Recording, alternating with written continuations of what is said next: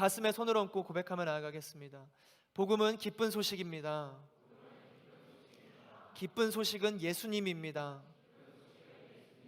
예수님은 나를 보내십니다.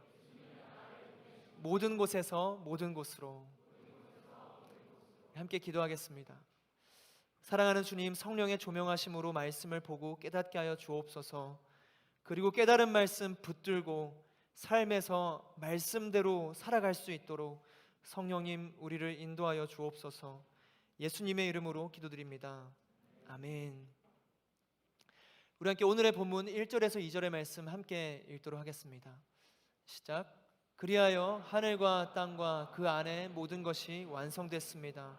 하나님께서는 그 하시던 일을 일곱째 날에 다 마치셨습니다. 그리고 하시던 모든 일을 마치고 일곱째 날에 쉬셨습니다. 6일 동안 하나님께서는 하늘과 땅을 창조하시고 모든 것을 완성하셨습니다. 그리고 마지막 이 창조의 7일차 하나님께서는 쉬셨죠. 쉼과 안식은 창조 질서입니다. 우리는 안식 없이 살아갈 수 없는 존재예요. 안식해야만 살 수 있는 존재입니다. 안식은 생명인 것이죠.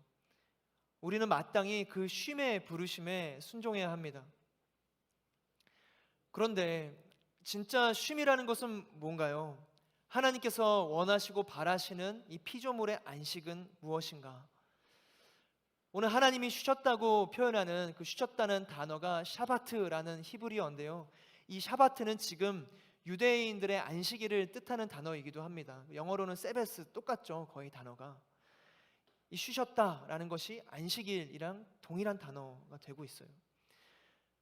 유대인들은 오늘날까지도 십계명, 이 안식일을 기억하여 거룩하게 지키라라는 이 말씀을 철저하게 따릅니다. 그래서 어느 정도 철저하게 따르냐면 유대인들은 안식일에 운전하지도 않고 요리를 하지도 않습니다. 요리를 만들어 놓거나 미리 또 사놓죠. 그리고 비가 와도 우산을 펴지 않아요. 왜냐? 일하는 거니까. 일하지, 쉬어야 하니까. 그리고 엘리베이터 버튼을 누르는 것도 안 되거든요. 그래서 이 안식일이 되면은 그 유대인들의 모든 아파트는 모든 층에 섭니다. 아무도 누르지 않을 수 있게. 사람이 없어도 모든 층에 계속 서는 거예요. 그리고 밤이 돼서 집에 이제 전기가 있으니까 스위치를 켜야 되잖아요. 켤 수 있을까요? 켜야 되는데 어떻게 스위치를 누를 수가 있겠어요? 그래서 재밌게 이 스위치에 그 장비를 하나 설치해놔요. 그래서 일정한 시간이 지나면 딱 눌릴 수 있는 장치를 설치해 놓는 겁니다. 그리고 꺼질 수 있는 장치를 설치해 놓고. 왜냐? 안식일이니까. 안식해야 되니까. 쉬어야 되니까. 하나님께서 알려주신 창조의 안식이 과연 이런 걸까요? 유대인들처럼 단순히 일을 하지 않는 상태가 쉼인지, 예수님의 삶과 말씀을 보면은 아닌 것 같더라고요. 마태복음 12장의 말씀을 보면 예수님께서 안식일에 손 마른 사람을, 손이 오그라든 이 사람을 고쳐주시거든요. 그래서 주변에서 이제 안식일에 병을 고치는 것이 옳으냐라고 질문을 합니다. 그리고 예수님께서는 이렇게 말씀하셨어요. 마태복음 12장 11에서 12절 말씀 함께 한 목소리로 읽겠습니다. 시작. 예수께서 말씀하셨습니다. 만일 너희 중 누군가 양 한 마리가 있는데 안식일에 그 양이 구덩이에 빠진다면 붙잡아 꺼내주지 않겠느냐? 하물며 사람이 양보다 얼마나 더 귀하냐? 그러니 안식일에 선한 일을 하는 것이 옳다. 안식일에 선한 일을 하는 것이 옳다. 예수님은 안식일에 생명을 위해서 일하셨습니다. 이런 점에서 유대인들의 안식은 진정한 안식이라고 보기에는 조금 어려운 것 같아요. 우리가 생각할 때 흔히 쉼, 안식이라 하면은 노동의 부재, 일을 하지 않는 것이라고 생각하지만 그거는 참된 의미의 안식은 아닙니다. 일을 하지 않는 것이 쉼 자체는 아니에요. 만약 일을 하지 않는 것이 쉼이라면 어린 아이들은 날마다 안식의 삶을 살아가고 있는 거고, 그리고 혹여 구직을 포기한 청년들은 날마다 거룩한 안식 가운데 그럼 거하고 있는 거고, 그리고 은퇴하신 어르신 분들은 모두가 날마다 그 안식일을 지키고 있는 거잖아요. 그러니까 일을 하지 않는다라는 것 자체가 안식이다라고 표현하는 것은 옳지 않아 보입니다. 그럼 안식이란 무엇인가? 예수님께서 말씀하십니다. 마태복음 11장 28절의 말씀 함께 읽도록 하겠습니다. 수고하고 무거운 짐진 자들아 다 내게로 오라. 내가 너희를 쉬게 하리라. 사실 오늘 설교의 결론입니다. 네. 혹여 이제 아침부터 비전원금 때문에 일부부터 쭉 섬기신 분들이 있거든요. 그분들이 6시에 오셨죠. 굉장히 피곤하실 텐데 혹여나 내가 너무 피곤하다 하시는 분들은 이 말씀 구절을 외우겠다 생각하고 외우신 다음에 주무시는 거 허락, 인정. 마태복음 11장 28절이에요. 찾는 분들, 네, 이거죠. 다 내게로 오라. 내가 너희를 쉬게 하리라. 쉬게 하리라. 사랑하는 우리 하늘 여러분, 예수님께 가는 겁니다. 예수님과 함께 한다면 그곳에 안식이 있습니다. 예수님을 묵상하는 거예요. 그 영혼의 고요한 안식이 있을 줄로 믿습니다. 이 말씀을 처음 들어보시나요? 아니죠. 많이 익히 우리가 들어봤죠. 그런데 우리는 왜 참된 안식 속에 거하지 못하는가? 우리가 예수님께 가지 못할 때가, 가지 않을 때가 많다는 겁니다. 왜 못 갈까? 왜 우리는 예수님께 가지 못하고 있을까? 곰곰이 생각해 보면 바빠서죠. 바빠서 못 갑니다. 다른 할 일이 너무 많아서 예수님께 갈 시간이 없는 거예요. 일 자체가 문제는 아니거든요. 하나님께서도 6일을 일하셨어요. 그리고 하루 쉬셨죠. 노동과 쉼, 일과 쉼은 뗄래야 뗄 수 없는 관계입니다. 사실 쉼이라는 건 노동 없이 있을 수 없는 거죠. 말이라는 것이 침묵 없이 있을 수 없는 것처럼 노동과 쉼은 함께 가는 겁니다. 그런데 문제는 그 일에 너무 함몰돼서 바쁜 게 문제가 되는 거죠. 바쁜 게.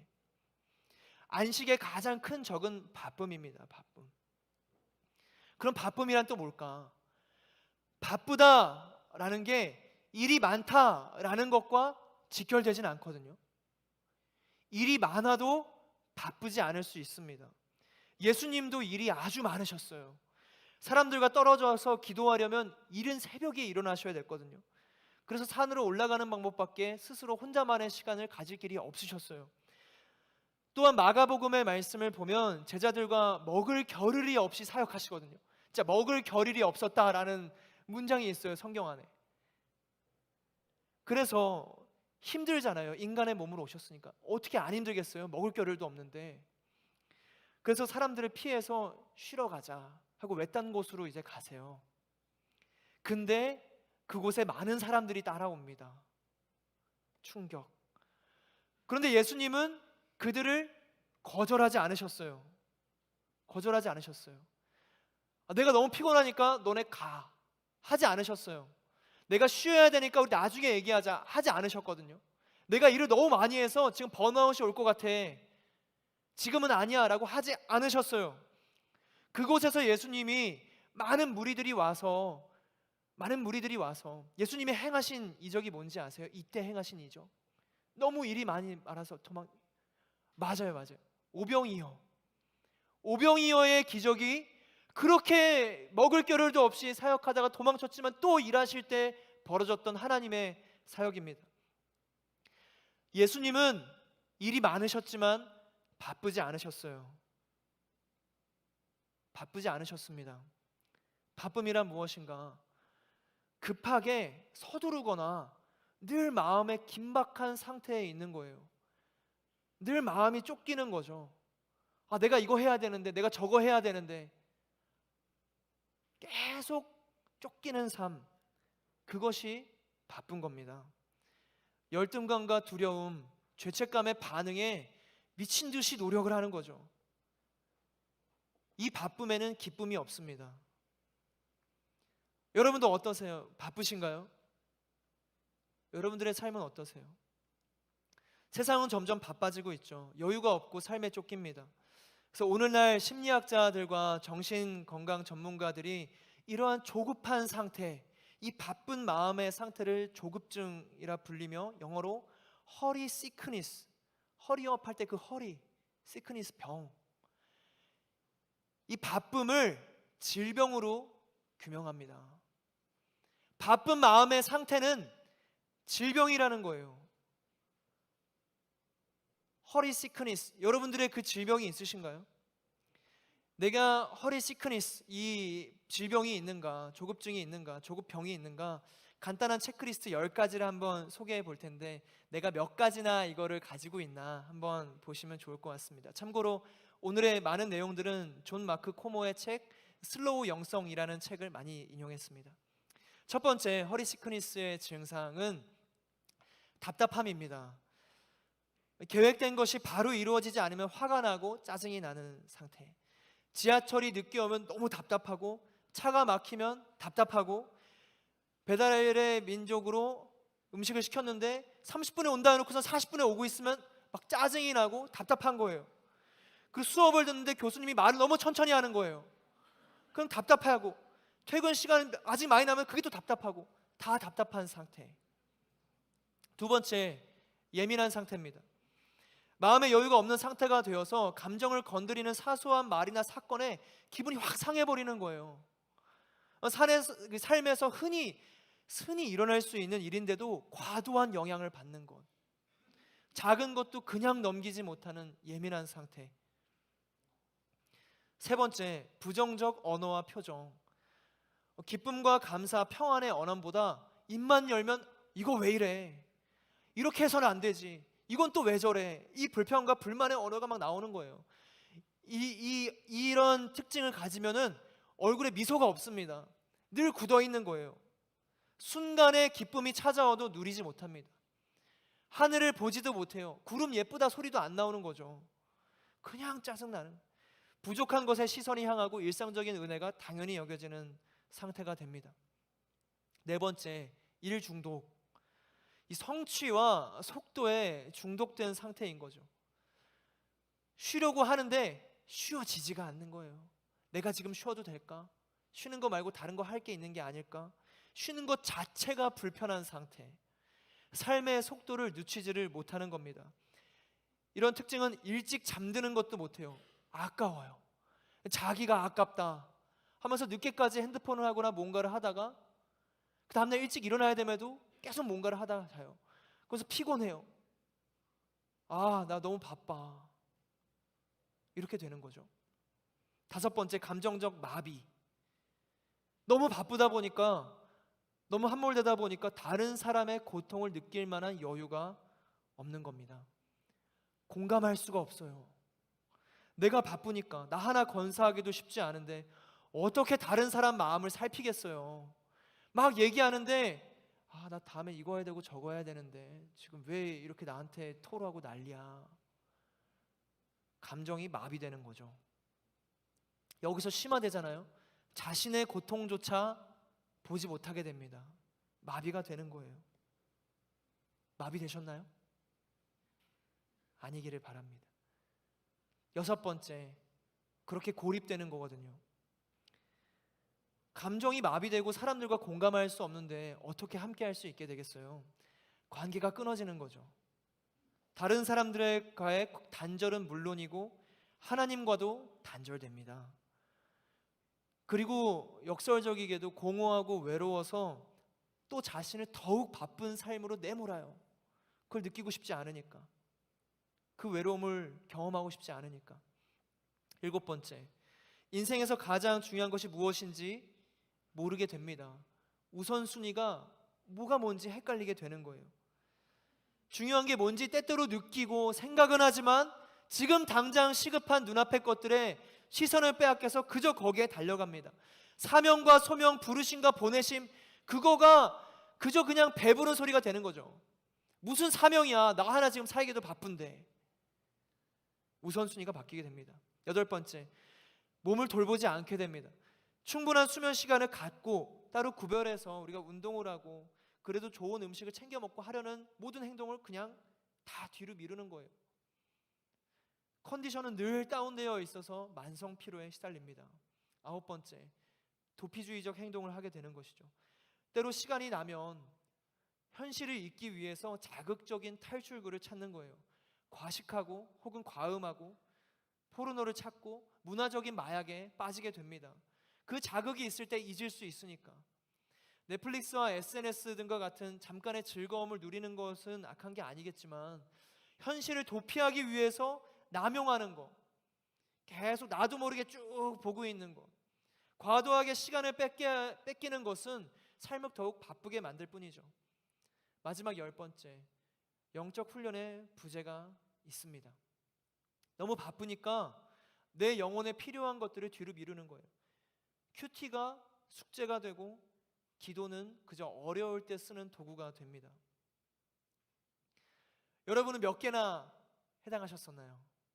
이 10개 중에 6개, 7개, 손 들라고는 하지 않을게요. 너무 많이 해당돼서 혹시 걱정되시는 분이 있다면 걱정하지 않으셔도 될 것 같아요. 저도 스스로 굉장히 해당되는 영역들이 많이 있더라고요.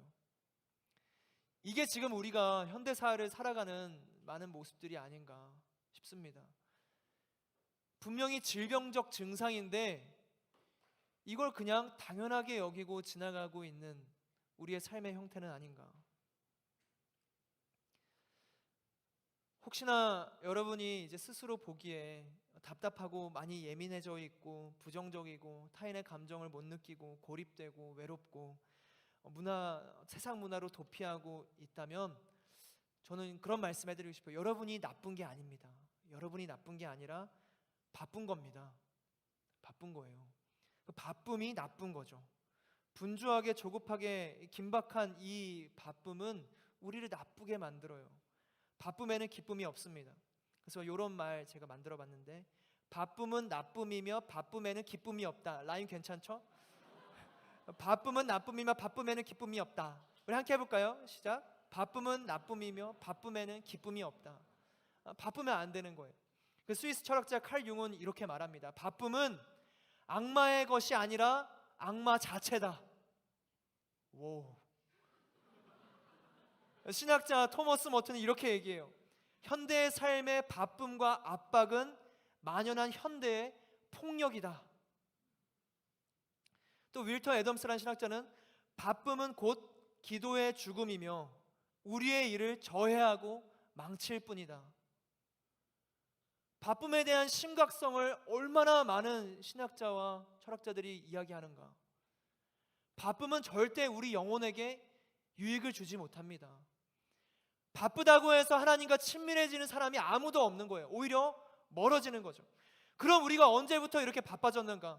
우리 현대의 문화와 시대를 잠깐 얘기해 보자면 BC 200년경에 최초의 시계 해시계가 발명됩니다. 그리고 1370년에 독일에 공공시계탑이 세워지고 역사학자들은 이때를 서구 사회와 시계 이 시간간의 이 관계의 전환점으로 보거든요. 그러니까 시계의 존재가 우리로 하여금 시간을 통제할 수 있다는 교만에 빠뜨리게 된 거예요. 그리고 1879년에 에디슨이 전구를 발명하죠. 해가 진 뒤로 우린 더욱더 안전하고 편하게 활동하게 됐어요. 그런데 놀랍게도 에디슨의 이 전구 발명 이전에 사람들은 평균 11시간을 잤다고 합니다. 해가 지면은 자는 것밖에 할 수 있는 게 없는 거예요. 자는 거예요. 쉬는 거예요. 하지만 우리는 7시간 평균 자고, 지금 우리 20대 우리가 아니죠. 20대와 30대들은 얼마 못 자고 있는 거죠. 1960년대에 인터넷이 개발되고 2007년에 세계 역사는 완전히 변화됐습니다. 2007년은 무슨 날이었나요? 2007년 아이폰이 개발돼 버렸어요. 2007년에 스마트폰이 나왔습니다. 동시에 2007년에 페이스북이 오픈했어요. 트위터와 클라우드, 앱스토어가 세상에 나온 게 2007년입니다. 2007년부터 현재 2024년까지 17년 동안 얼마나 많은 것이 변했나요? 저는 문자 세대였거든요. 고등학교 때까지만 해도. 엄청난 거예요. 2016년도의 연구 결과에 따르면 스마트폰 사용자들은 하루에 평균 2617번 스마트폰을 만지고 76번 핸드폰을 사용하고 하루에 2시간 반을 스마트폰 쓴다고 합니다. 2016년도니까 지금도 별 다를 건 없을 것 같아요. 아마 예배 후에 괜찮으시다면 순모임 때 여러분 스스로 그 스크린 타임을 한번 각자 공유해 보는 것도 자각할 수 있는 시간들이 되지 않을까. 인식하지 못하는 채 우리는 빠져서 살아가고 있는 거거든요. 지금 확인하지 않으셔도 괜찮을 것 같아요. 스마트폰이 우리의 시간을 앗아가고 있어요. 바쁘다 바쁘다 하는데 스마트폰 볼 시간이 너무 많은 거예요.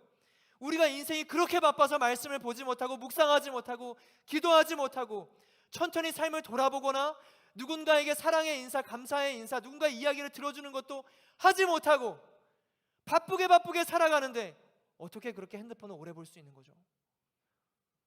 너무 역설적이지 않으세요?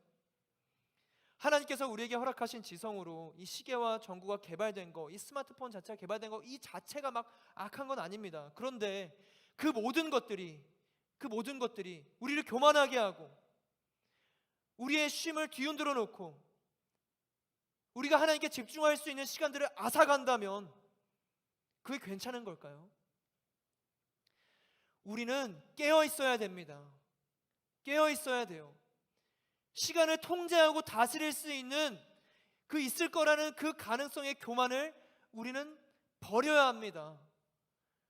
그리고 빛이 있다고 해서 내가 활동해도 되고 그저 내가 밤새 생활하지 뭐, 그 생활 습관 자체도 버려야 되는 거예요. 밤에 선한 게 나오지 않아요. 차라리 새벽 예배로 드리세요. 뭐 시간 쓰는 건 비슷할 거 아니에요. 그렇죠? 그 스마트폰 내가 얼마나 쓰는가 깨어 있어야 돼요. 스크린 타임 그 해주는 기능을 활성화시키세요. 일주일 평균, 하루 평균 얼마 사용했습니다 나오죠. 전 지금도 충격을 받아요. 오늘도 좀 충격 받았거든요.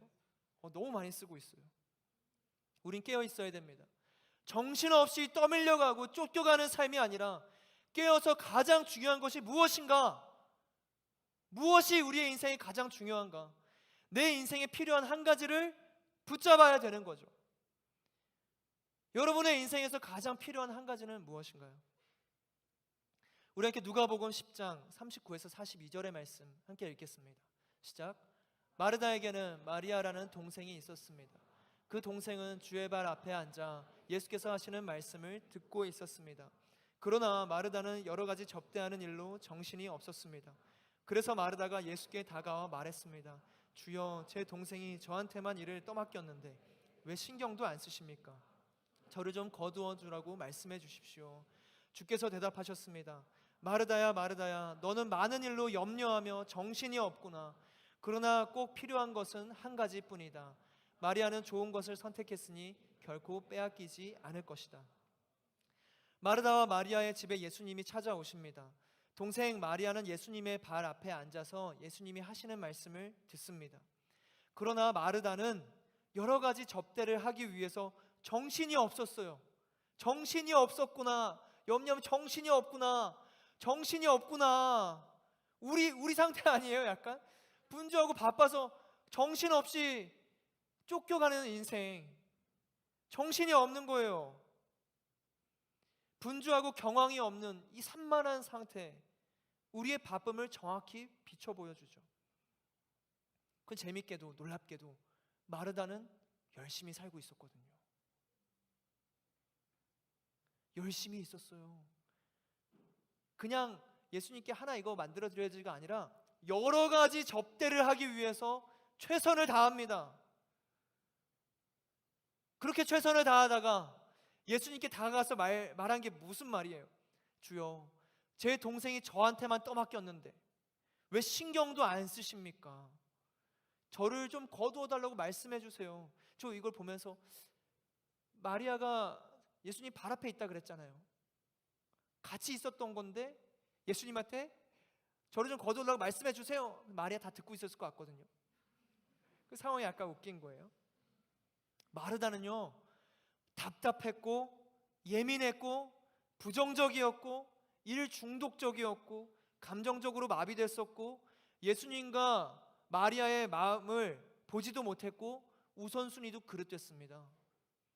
정확히 바쁨의 그 질병 증상에 일치했어요.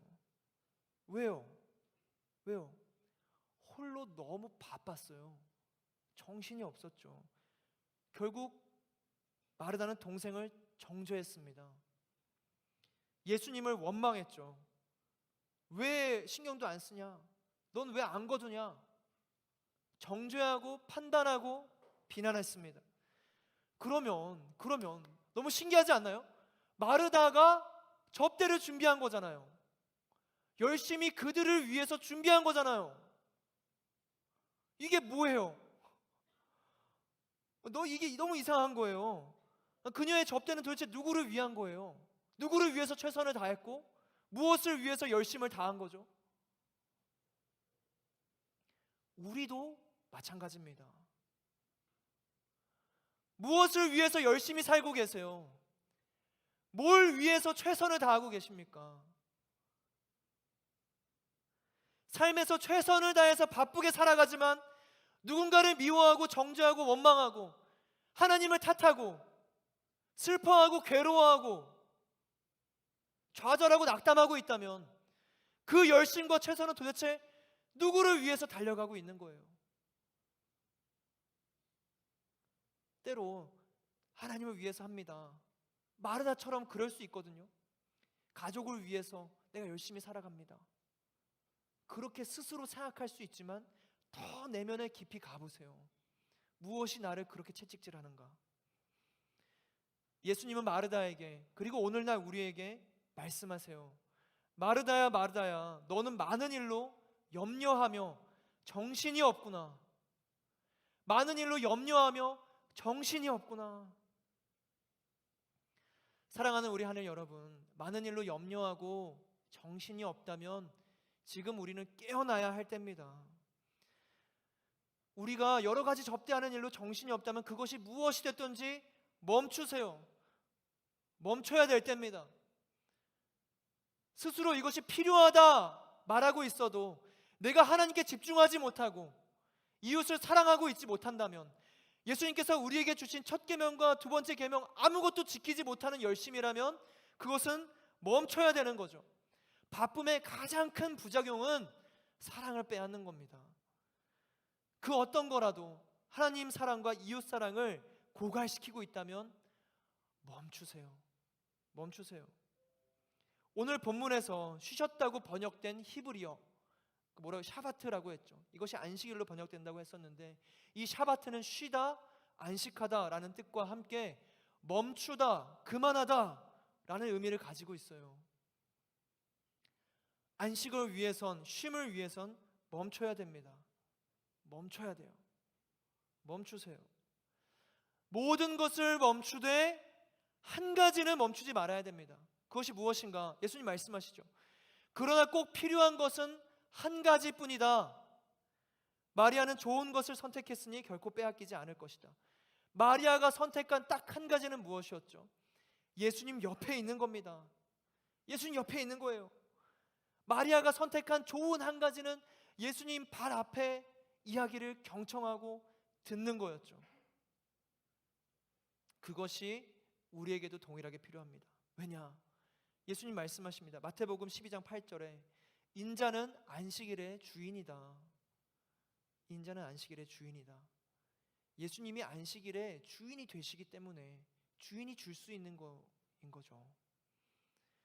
우리 함께 오늘의 본문 3절 말씀 함께 보시겠습니다. 함께 읽겠습니다. 시작. 하나님께서 일곱째 날을 복주시고 거룩하게 하셨습니다. 하나님께서 창조하시고 만드시던 모든 일을 마치시고 이날에 쉬셨기 때문입니다. 바쁘고 이 지친 삶에 안식이 필요합니다. 하나님께서 이 안식의 날에 복 주시고 거룩하게 하셨기 때문이에요. 하나님은 안식의 날에 복을 주셨습니다. 축복하셨어요. 그래서 피곤하고 지친 우리의 삶일지라도 쉼의 그 자리 가운데 나아가고 나오면 살아나지 않나요? 아무리 피곤해도 자고 일어나면 그래도 괜찮아지지 않나요? 그것이 하나님께서 날마다 우리에게 보여주시는 안식의 능력입니다. 쉼의 능력이에요. 육체 자체도, 육체조차도 쉼을 가지면 나아지고 생명이 살아나게 되는데 우리의 영혼이 진정한 안식 가운데 머물게 된다면 얼마나 살아나게 될까요? 안식은 생명입니다. 안식에 하나님의 축복이 있기 때문이죠. 하나님께서는 안식의 날을 거룩하게 하셨습니다. 하나님께 합당한 수식어가 거룩인데 하나님은 안식의 날을 거룩하다 하신 거예요. 안식은 거룩한 창조 질서입니다. 쉬는 날 또한 하나님께서 임하시는 때요, 쉼 또한 예배입니다. 그래서 저와 여러분이 살아가는 모든 순간에 쉼의 날, 쉼의 순간을 만드시고 구별하시고 하나님께 예배로 드리시는 거예요. 너무나 할 일들이 많다는 거 인정하고 그렇게 살아가는 삶의 이 순간들을 우리가 어떻게 통제할 수 없다는 것도 너무나 이해가 됩니다. 그러면 우리가 할 수 있는 것은 무엇인가? 하루 24시간 중에 내가 핸드폰 만지는 시간이 2시간 반, 그 중에 필요에 의해서 만지는 시간도 분명히 있겠죠. 그 중에 떼어서, 우리의 하루 중에 1시간이라도 떼어서 내게 쉼을 선포하는 거예요. 모든 것으로부터 끊어지고 멈추고 그만두고 쉴 수 있는 시간을 구별하는 겁니다. 너무 할 일이 많아서 1시간도 어렵다면 30분이라도 구별하세요. 구별해서 쉬어보는 겁니다. 구별해서 멈춰보는 거예요. 근데 그거 쉽지 않거든요. 쉰다고 해서 머릿속이 쉴 수가 없는 상태일 때 얼마나 많아요. 그때가 바쁜 상태예요. 내 영혼이 쫓기는 상태. 기도가 필요한 거죠. 예수님께 다가가는 우리의 발걸음이 필요한 겁니다. 예수님 없이 우리의 마음의 쉼은 도대체가 가능하지 않아요. 예수님께 가야 되는 겁니다. 하나님의 시간을 누리고 임재에 감탄하는 그 쉼이 예배가 되는 것이죠. 쉼이 있는 삶이란 어떤 삶인가, 그리고 쫓기는 삶은 어떠한 방향으로 가는가를 우리 함께 그 화면을 보고 같이 함께 보기를 원하는데, 혹시 보이시나요? 맨 뒤에서도? 네, 제가 그냥 보면서 말씀을 드릴게요. 쫓기는 삶은 바쁘죠. 그러나 쉼이 있는 삶은 여유롭습니다. 쉼이 있는 삶은 느린데 그 반대는 서두르는 거예요. 쉼이 있는 삶은 조용합니다. 그러나 쫓기는 삶은 시끄러워요. 쉼이 있을 때 깊은 관계가 설정됩니다. 그러나 쫓기면 고립돼요. 쉼이 있으면 혼자만의 시간도 누릴 수 있고 정말 기쁘게 있을 수 있지만 쫓기잖아요. 그럼 무리를 쫓아가게 됩니다. 혼자 있는 게 두려워서. 쉼이 있으면 집중하고 누리고 분명하지만 쫓기면 정신이 산란하고 누군가를 시기하게 되고 분명하지 못한 채 혼란스럽고 혼동합니다. 그리고 쉼이 있으면 감사가 있지만 쫓기면 욕심이 있습니다. 누리지를 못하는 거죠. 쉼이 있으면 만족하지만 쫓기면 불만족스럽습니다. 쉼이 있으면 믿음이 생기지만 쫓기면 염려하고 걱정해요. 쉼이 있으면 사랑하지만 쫓기면 분노합니다. 쉼이 있으면 기쁘지만 쫓기면 우울하고 슬퍼요. 쉼이 있으면 평안하지만 쫓기면 불안합니다. 쉼이 있으면 사랑에 감사해서 또다시 일할 힘을 얻지만 쫓기면 사랑을 얻기 위해서 일합니다. 쉼이 있으면 도움이 되고자 일하지만 쫓기면 내가 무언가를 성취하고자 일합니다. 쫓기는 삶은 바쁘고 분주해서 하나님과 끊어지고 사람과 끊어지고 내 스스로의 영혼과도 끊어지죠. 우리가 마지막으로 붙잡아야 할 꼭 필요한 한 가지의 쉼을 우리가 함께 읽겠습니다. 마태복음 11장 28절에서 30절의 말씀 한 목소리로 읽겠습니다. 시작. 수고하고 무거운 짐진 자들아 다 내게로 오라. 내가 너희를 쉬게 하리라. 나는 마음이 온유하고 겸손하니 너희는 내 멍에를 메고 내게서 배우라. 그러면 너희 영혼이 쉼을 얻을 것이다. 내 멍에는 맥이 쉽고 내 짐은 가볍다. 다시 한번 읽을까요? 예수님이 우리에게 주시는 말씀이거든요. 28절부터 읽겠습니다. 시작. 수고하고 무거운 짐진 자들아 다 내게로 오라. 내가 너희를 쉬게 하리라. 나는 마음이 온유하고 겸손하니 너희는 내 멍에를 메고 내게서 배우라. 그러면 너희 영혼이 쉼을 얻을 것이다. 내 멍에는 맥이 쉽고 내 짐은. 마지막으로 한 번만 더 읽겠습니다. 28절부터 시작. 수고하고 무거운 짐진 자들아 다 내게로 오라. 내가 너희를 쉬게 하리라. 나는 마음이 온유하고 겸손하니 너희는 내 멍에를 메고 내게서 배우라. 그러면 너희 영혼이 쉼을 얻을 것이다. 내 멍에는 맥이 쉽고 내 짐은 가볍다. 아멘.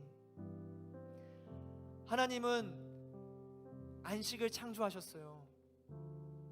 하나님께서 우리에게 쉼을 선물로 주셨습니다. 쉼은 하나님께서 우리에게 주시는 거예요. 그런데 우리가 받고 있지 못할 때가 있을 뿐인 거죠. 사랑하는 우리 하늘 여러분, 쉬운 삶은 없거든요. 보니까 쉬운 삶은 없는 것 같아요. 그런데 쉬운 멍에는 있습니다. 쉬운 멍에는 있어요. 20대를 지나가는 여러분의 삶에도 앞으로 많은 일들이 있을 거거든요. 정말 많은 일이 있을 거예요. 할 일들이 많을 겁니다. 여러분 또 달란트가 많으니까 여러분 달란트를 또 하나님께 쓰이게 될 그 일들이 많이 있을 거예요. 또 이번 주에 또 예배팀 모집을 한다 그러는데 여러분들 또 이렇게 드릴 일들이 있겠죠. 마음에 감동함이 있고 은사가 있으면. 그런데 바쁘지 말기를 주님의 이름으로 축복합니다. 쫓기지 마세요. 쫓기지 마세요. 기뻤으면 좋겠습니다.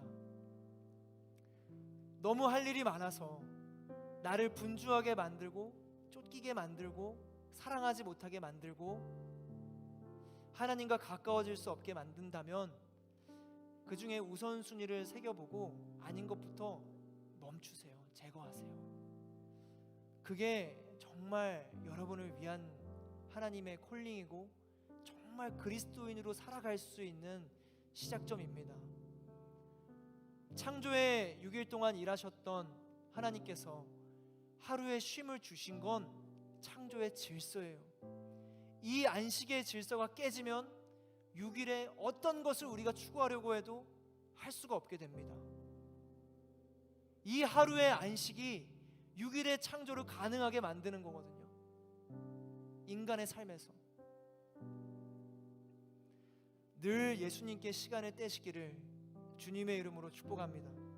수고하고 무거운 삶의 짐을 지고 예수님께 향하는 거예요. 그러면 저와 여러분의 영혼이 쉼을 얻게 될 줄로 믿습니다. 우리의 영혼이 창조 질서를 따라 쉴 때 영원한 생명으로 매일 아침 일어나듯이 새롭게 살아나게 될 줄을 믿습니다. 우리 함께 기도하며 나아가실까요?